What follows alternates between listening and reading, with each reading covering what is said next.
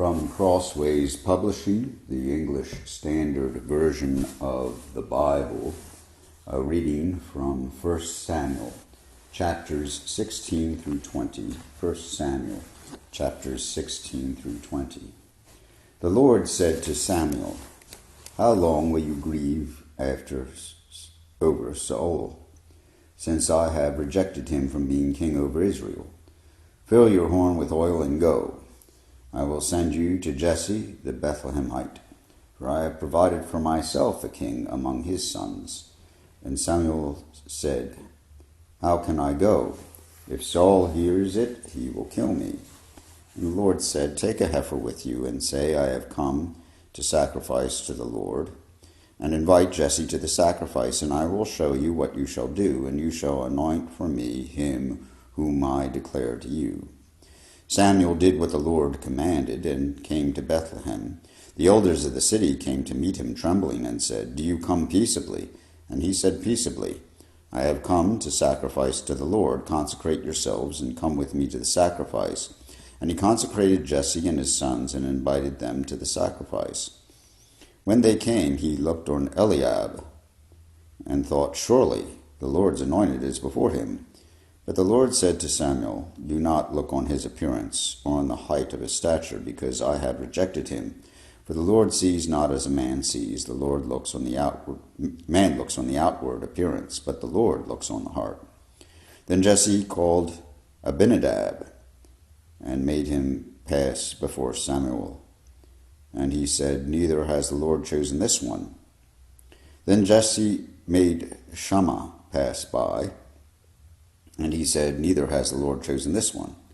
And Jesse made 7 of his sons pass before Samuel. And Samuel said to Jesse, "The Lord has not chosen these." Then Samuel said to Jesse, "Are all your sons here?" And he said, "There remains yet the youngest, but behold, he is keeping the sheep." And Samuel said to Jesse, "Send and get him, for we will not sit down till he comes here." And he sent and brought him in. Now he was ruddy and had beautiful eyes and was handsome. And the Lord said, "Arise, anoint him, for this is he." Then Samuel took the horn of oil and anointed him in the midst of his brothers. And the Spirit of the Lord rushed upon David from that day forward. And Samuel rose up and went to Ramah. Now the Spirit of the Lord departed from Saul, and a harmful spirit from the Lord tormented him. And Saul's servants said to him, "Behold, now a harmful spirit from God is tormenting you. Let our Lord now command your servants who are before you to seek out a man who is skillful in playing the lyre, and when the harmful spirit from God is upon you, he will play it, and you will be well." So Saul said to his servants, "Provide for me a man who can play well, and bring him to me."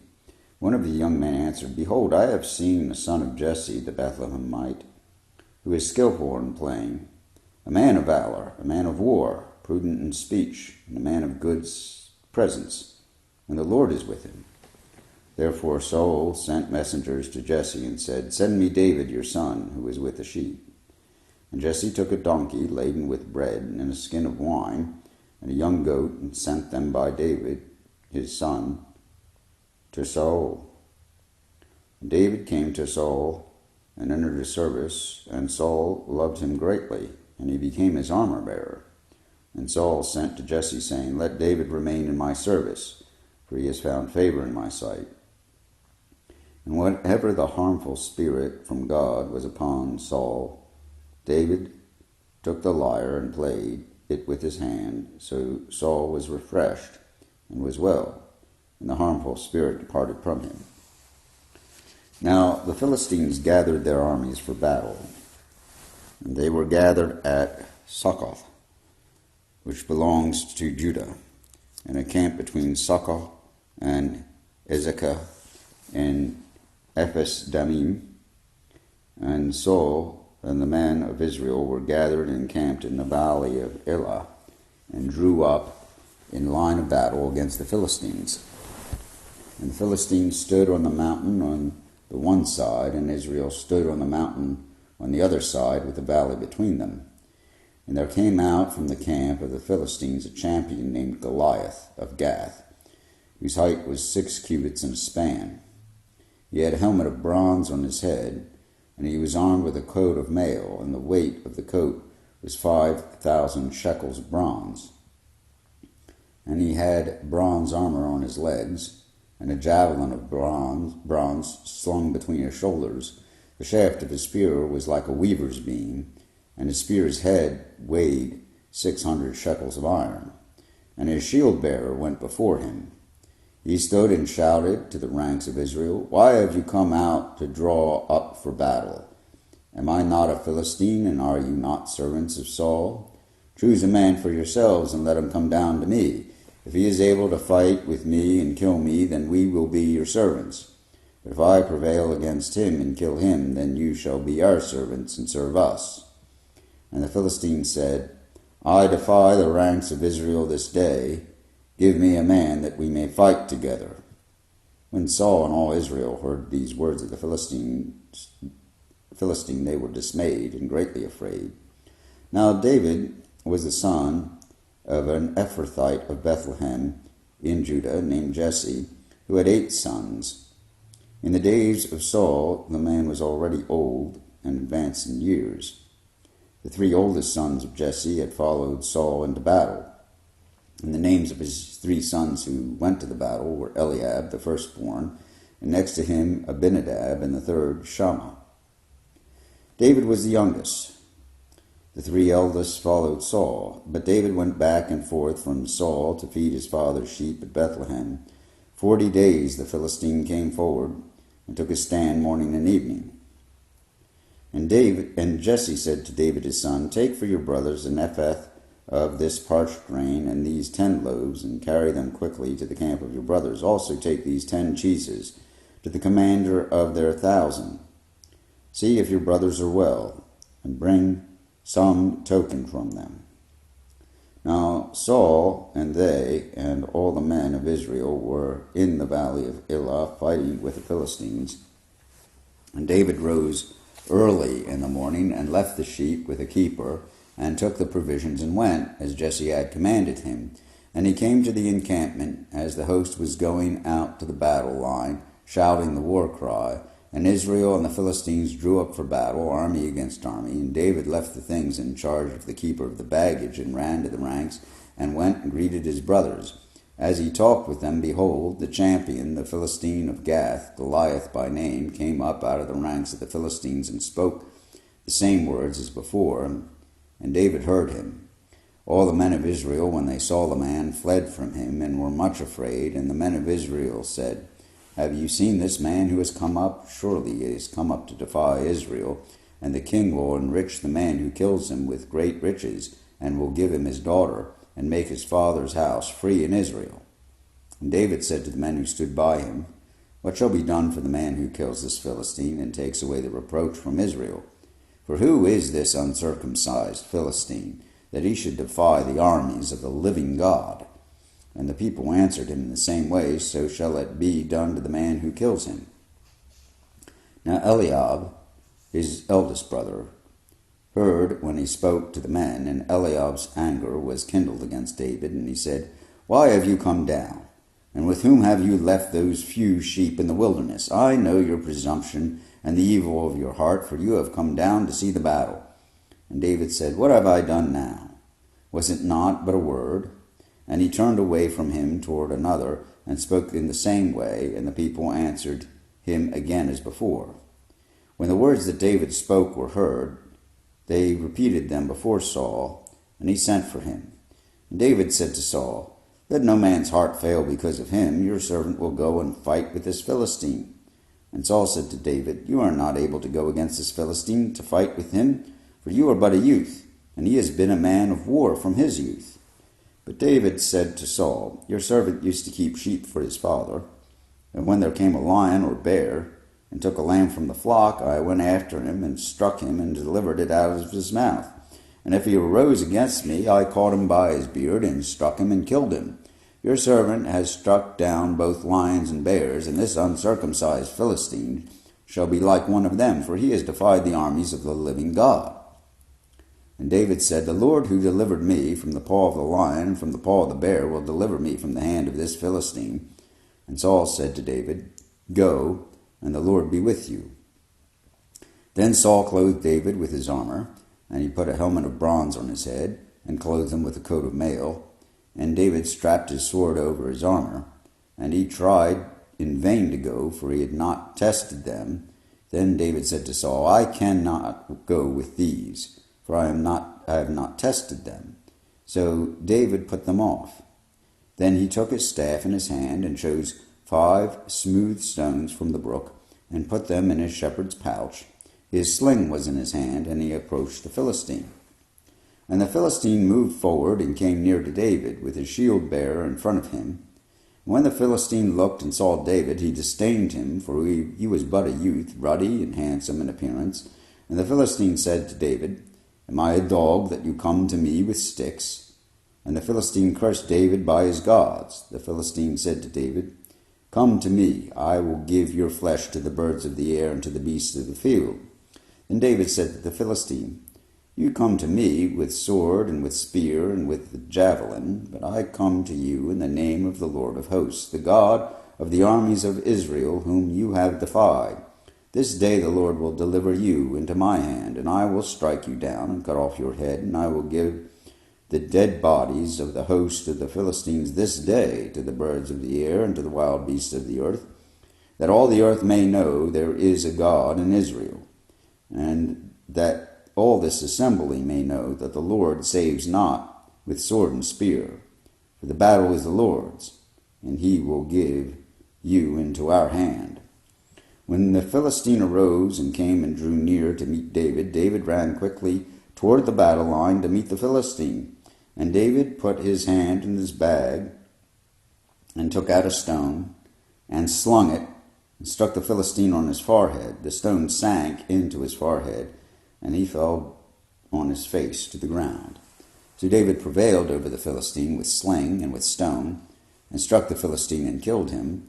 There was no sword in the hand of David. Then David ran and stood over the Philistine, and took his sword, and drew it out of its sheath, and killed him, and cut off his head with it. When the Philistines saw that their champion was dead, they fled.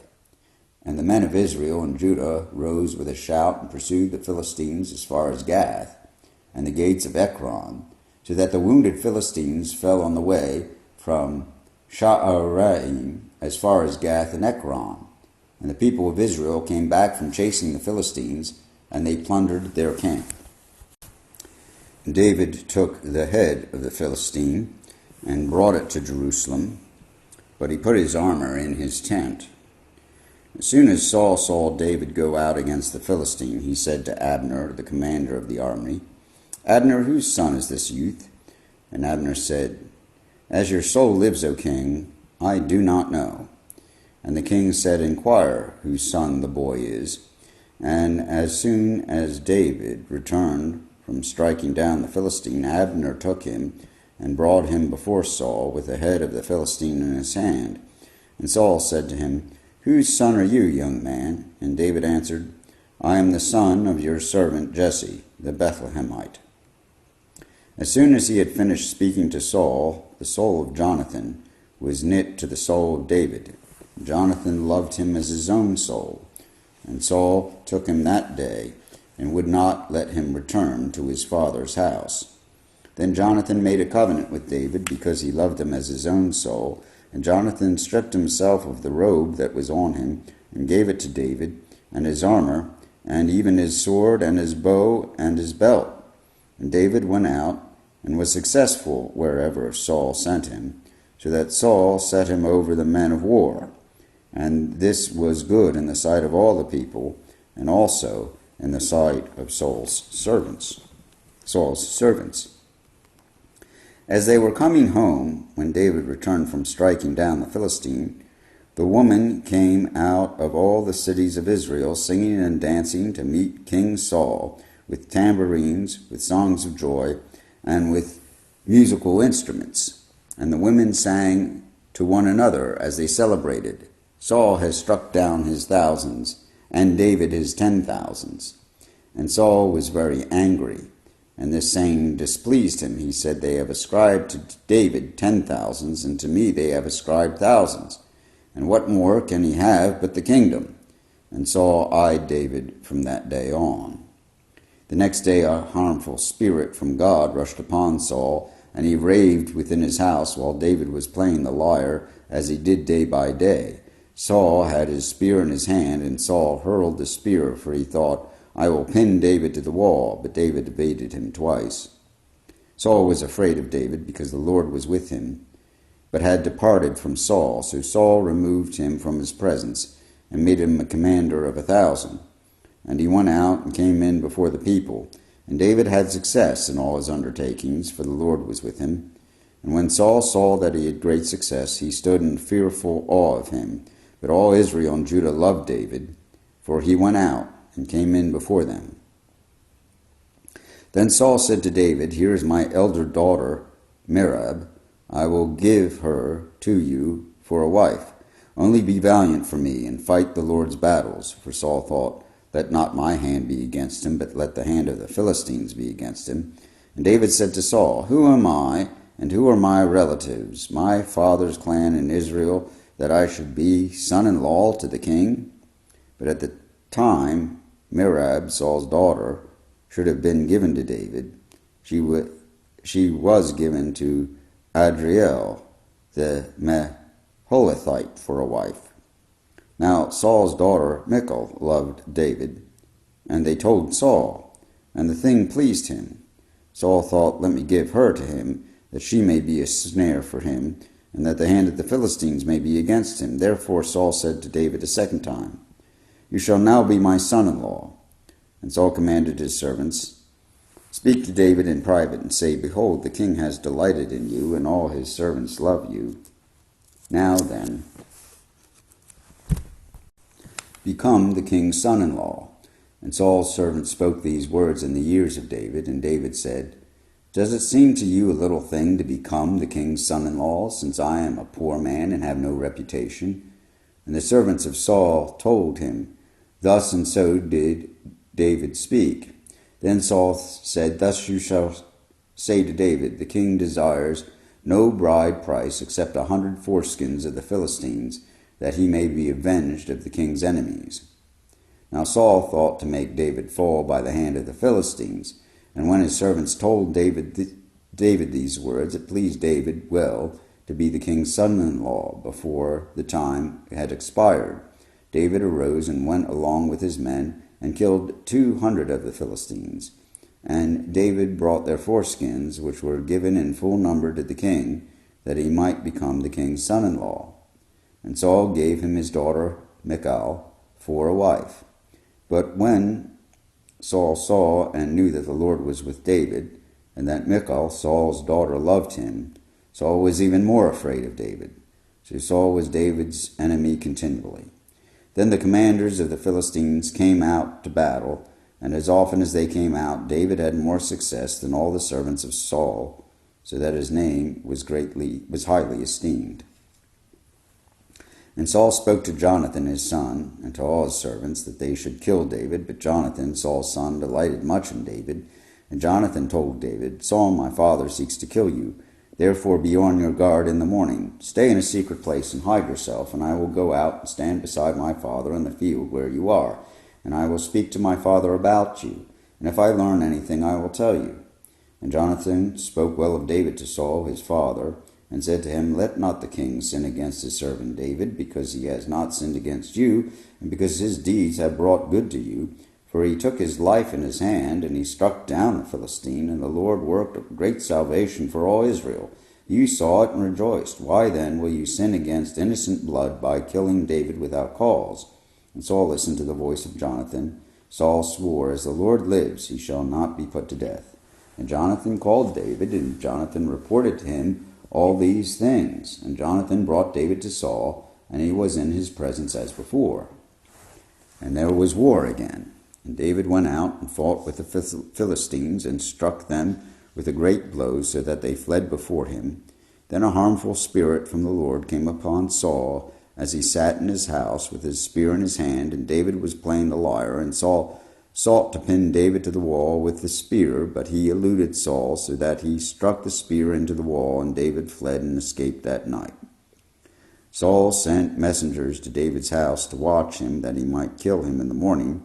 But Michal, David's wife, told him, "If you do not escape with your life tonight, tomorrow you will be killed." So Michal let David down through the window, and he fled away and escaped. Michal took an image and laid it on the bed, and put a pillow of goat's hair at its head, and covered it with the clothes. And when Saul sent messengers to take David, she said, "He is sick." Then Saul sent the messengers to see David, saying, "Bring him up to me in the bed, that I may kill him." And when the messengers came in, behold, the image was in the bed, with a pillow of goat's hair at its head.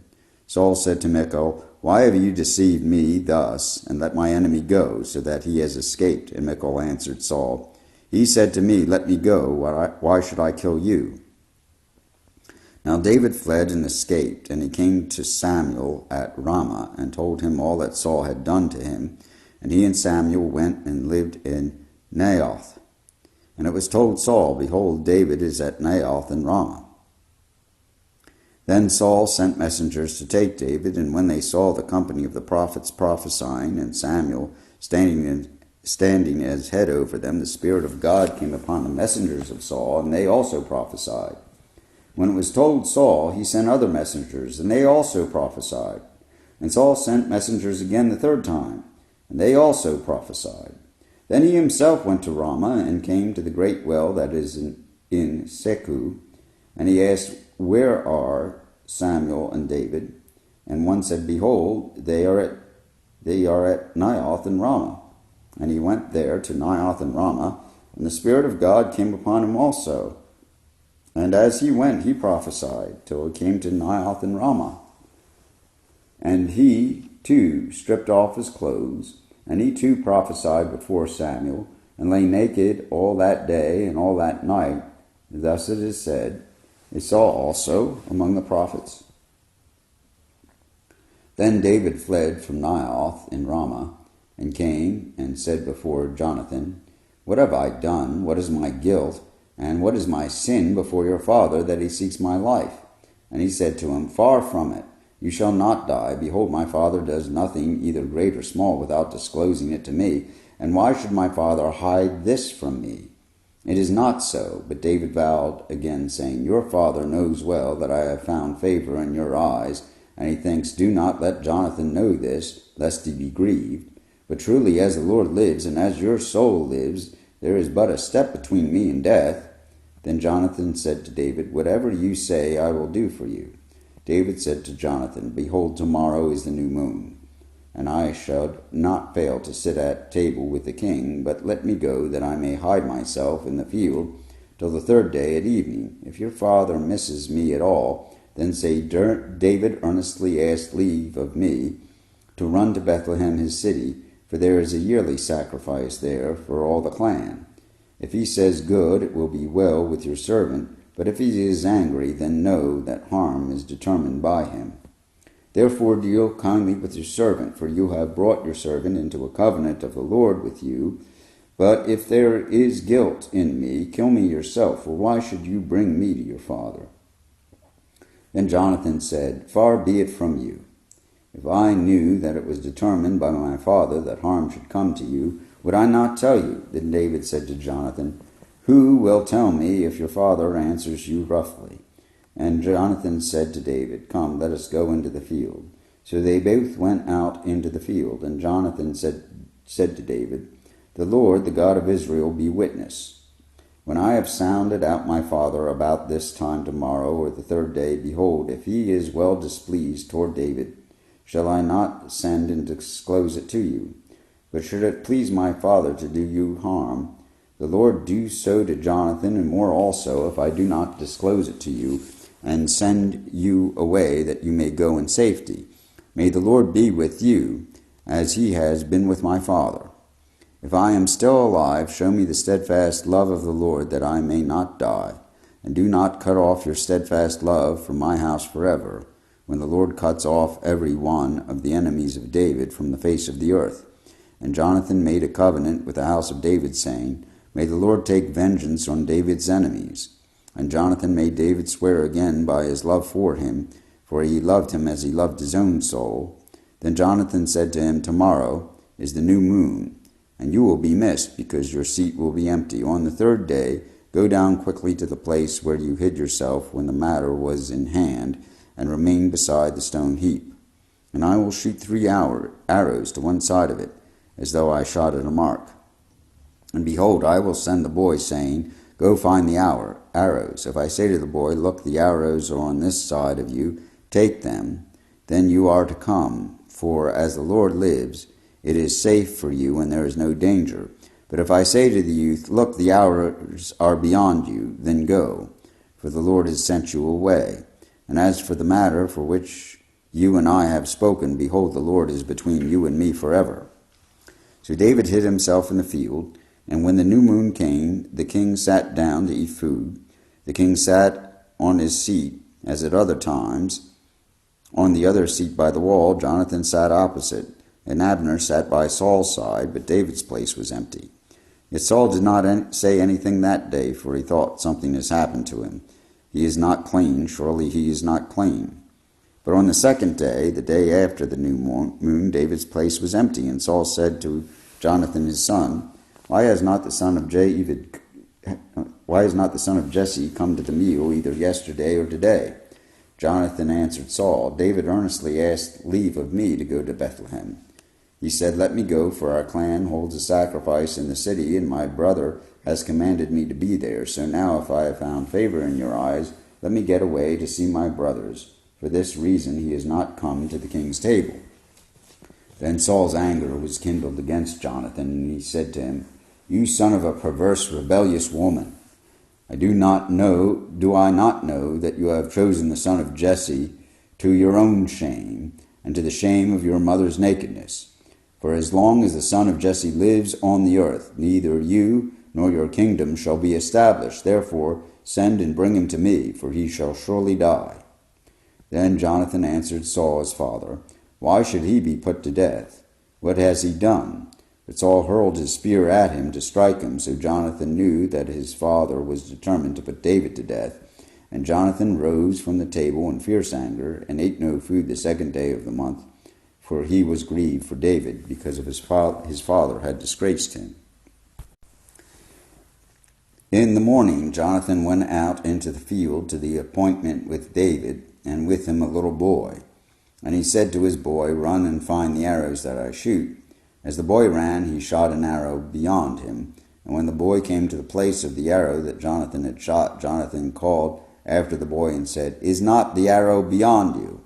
And Jonathan called after the boy, Hurry, be quick, do not stay. So Jonathan's boy gathered up the arrows and came to his master. But the boy knew nothing, only Jonathan and David knew the matter. And Jonathan gave his weapons to the boy and said to him, Go and carry them to the city. As soon as the boy had gone, David rose from beside the stone heap and fell on his face to the ground and bowed 3 times. And they kissed one another and wept with one another, David weeping the most. Then Jonathan said to David, Go in peace, because we have sworn both of us in the name of the Lord, saying, The Lord shall be between me and you, and between my offspring and your offspring forever. And he rose and departed, and Jonathan went into the city.